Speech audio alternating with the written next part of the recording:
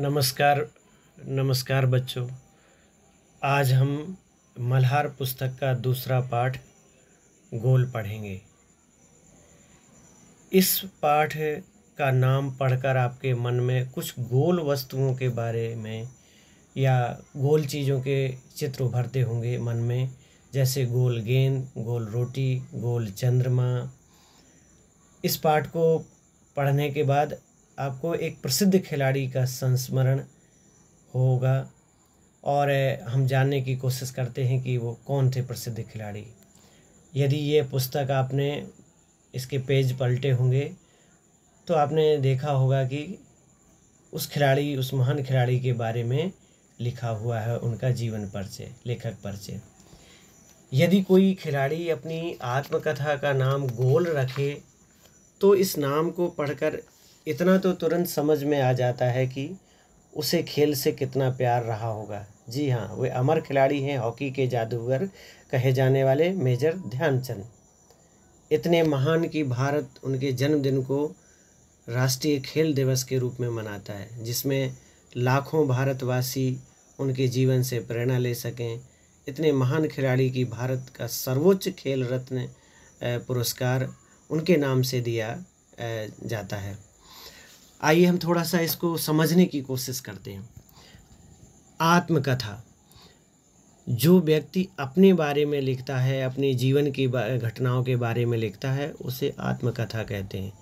और मेजर ध्यानचंद जी ने गोल टाइटल से, गोल शीर्षक से 1952 में अपनी आत्मकथा लिखी थी, जिसमें उन्होंने अपने जीवन के संपूर्ण पक्षों को रखा और हॉकी में किस तरह से उन्होंने खेलना प्रारंभ किया और किस तरह से उन्होंने ओलंपिक में ऊंचाइयां हासिल की और कप्तान के रूप में भी उन्होंने भूमिका निभाई।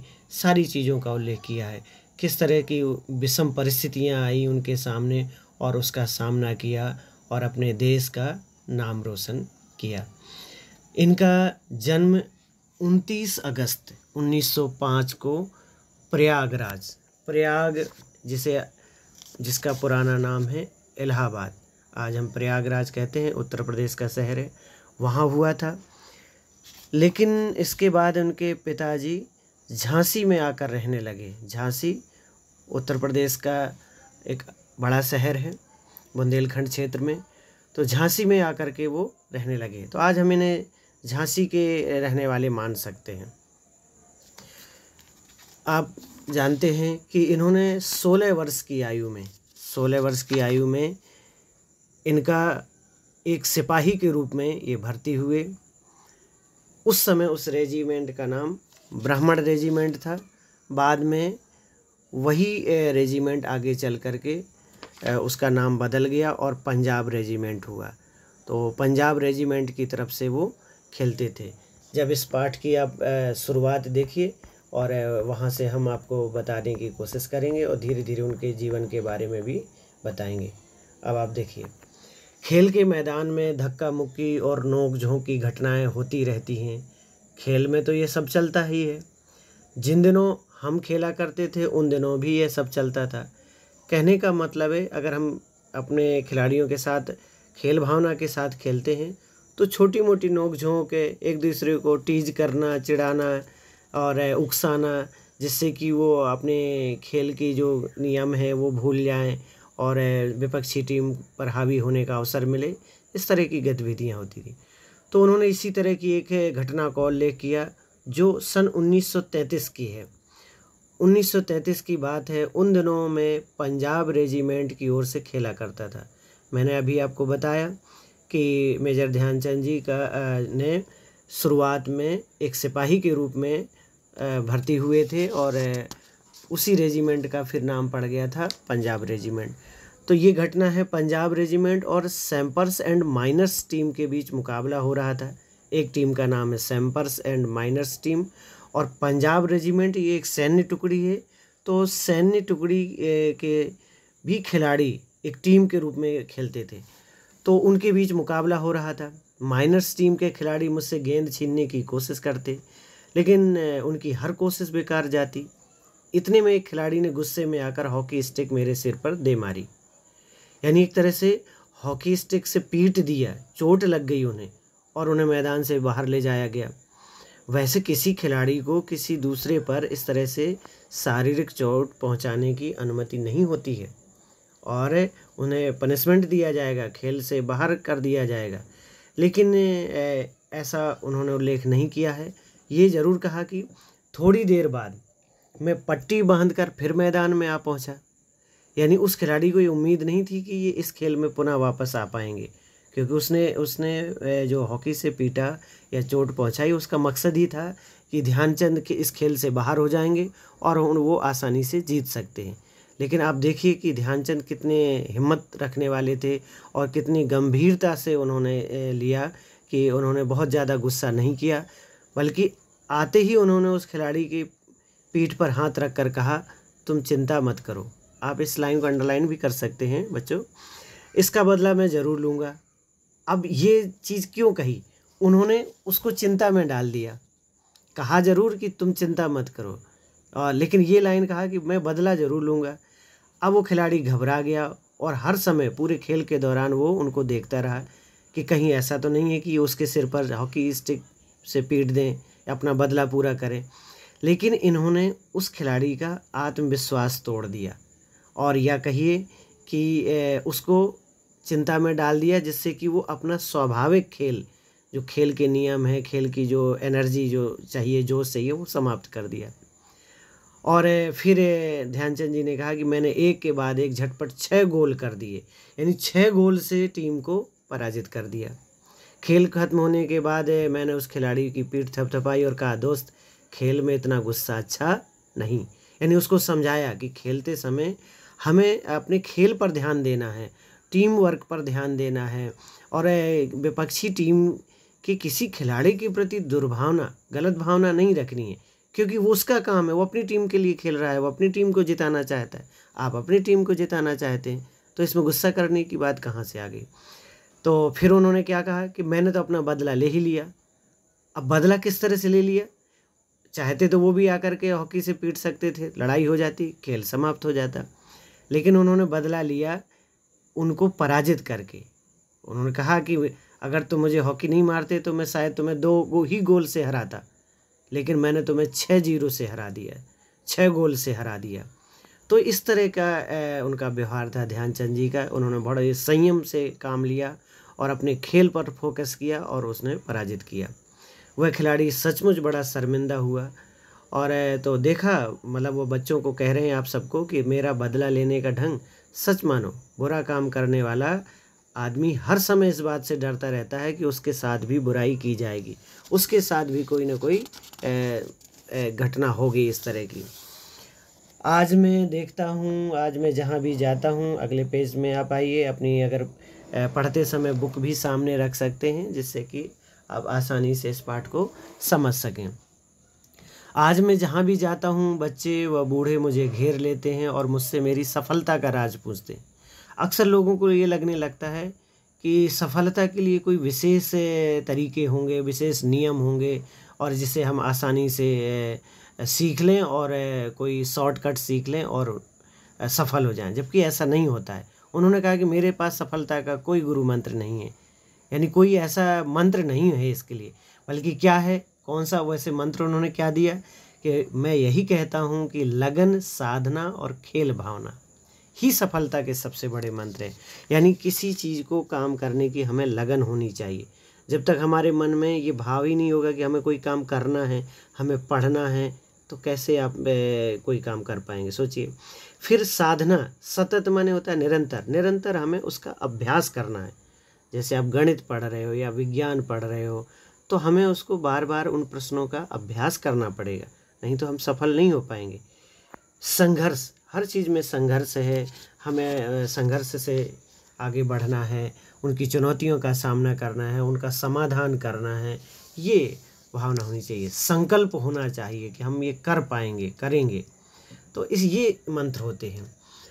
आगे उन्होंने कहा कि मेरा जन्म, यहाँ पर आप बच्चों ध्यान दोगे, यहाँ 1904 लिखा हुआ है, जबकि आप पीछे के पेज में पलटोगे लेखक परिचय में, वहाँ 1905 दिया हुआ है और मेरे अनुसार ये 29 अगस्त 1905 ही उनका जन्मदिन है, जो सही है।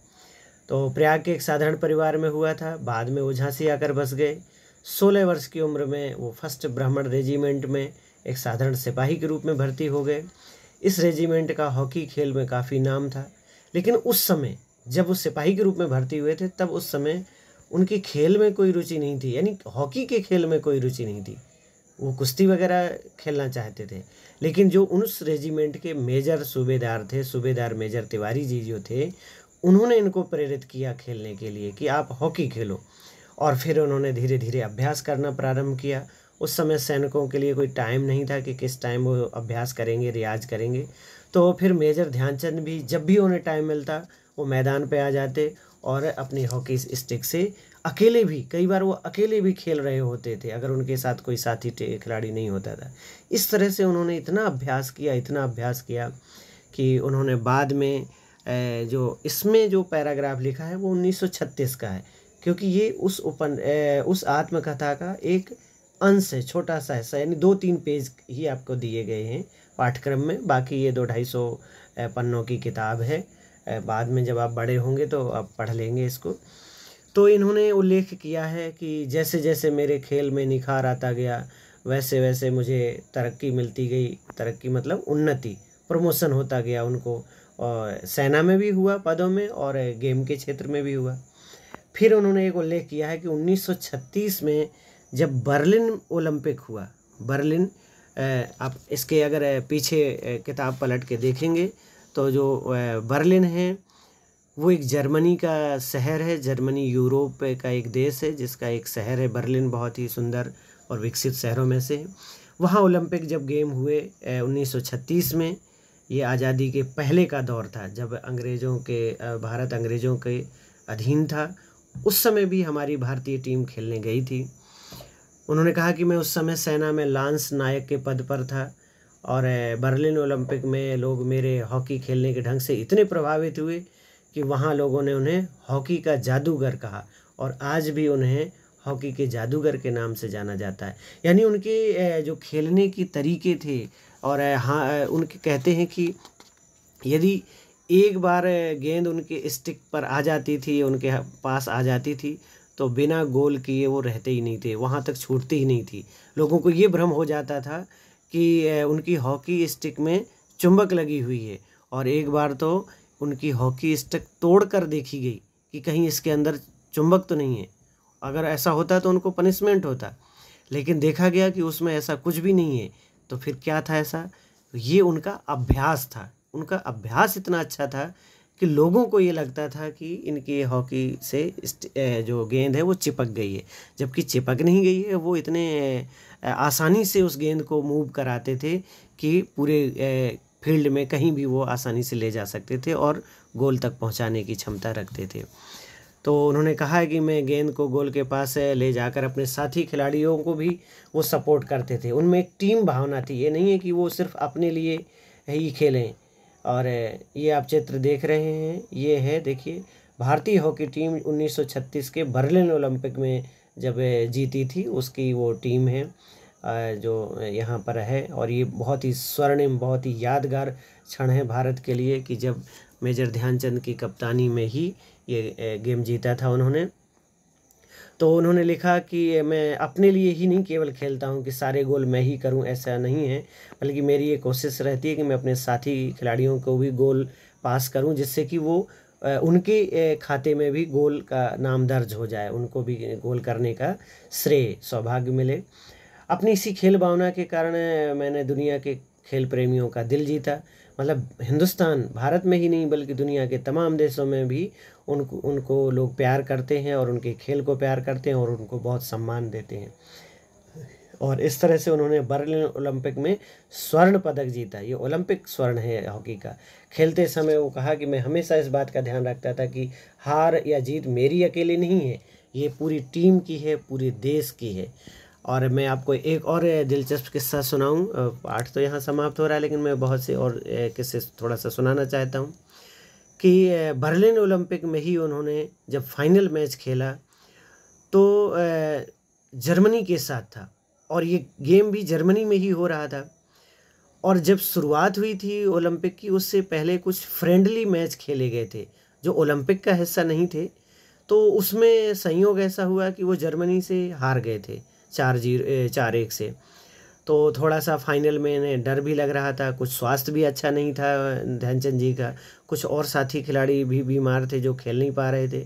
तो कह रहे हैं कि कहते हैं, लिखते हैं अपनी किताब में कि वो उस रात तो सो ही नहीं सके, नींद ही नहीं आई उन्हें कि इतना अच्छा खेलने के बाद, और अब तक जितने भी उन्होंने गेम खेले थे यानी इस ओलंपिक में किसी भी विपक्षी टीम ने एक भी गोल नहीं किया था भारतीय टीम के अगेंस्ट।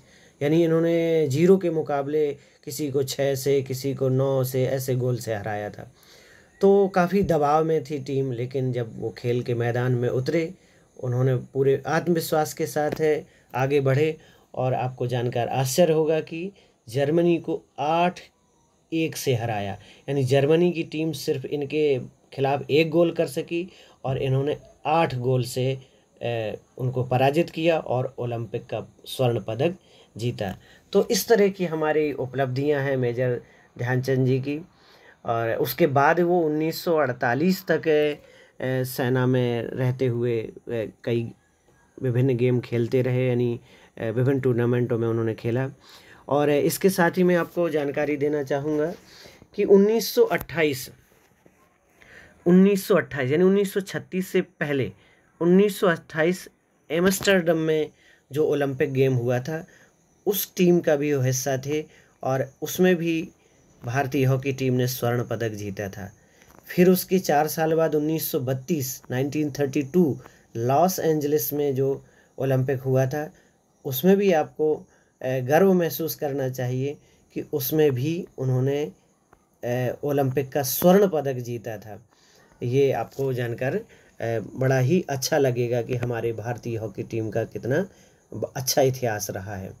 और भारत सरकार ने उन्हें 1956 में 1956 में जो भारत का सर्वोच्च तीसरा नागरिक सम्मान है पद्म भूषण से सम्मानित किया।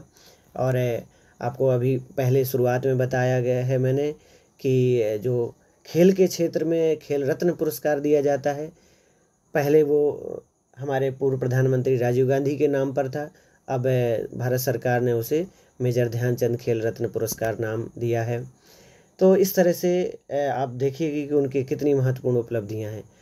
उन्होंने अपने मैचों में 1000 से भी अधिक गोल किए, 1000 से भी अधिक उन्होंने गोल किए हैं। और जहाँ तक देशभक्ति की बात है, तो मैं आपको एक और लास्ट किस्सा सुनाना चाहूँगा। और कि जब वो जर्मनी में खेल रहे थे, तो वहाँ के जो शासक थे हिटलर जिसकी वजह से द्वितीय विश्व युद्ध हुआ था, तो उन्होंने इनकी खेल से प्रसन्न होकर के इनको ऑफ़र दिया कि आपको मैं जर्मन देश की नागरिकता देता हूँ, सिटीजनशिप, आप यहाँ के नागरिक बन जाइए। और क्या कहते हैं, इसके बाद मैं आपको अपनी सेना में कर्नल का सबसे बड़ा पद, यहाँ वो अभी जब गए थे उस दौर में खेलने के लिए 1936 में, तो उससे पहले लांस नायक ही थे, बाद में वो सूबेदार हुए 1937 में, यानी छोटी पोस्ट थी। तो उन्होंने कहा कि मैं तुम्हें कप्तान बना दूंगा, यानी इतने बड़ी पोस्ट दे दूंगा। लेकिन वो अपने देश के लिए, देश को चुना, भारत को चुना। उन्होंने कहा नहीं, मैं भारत के लिए ही खेलूँगा।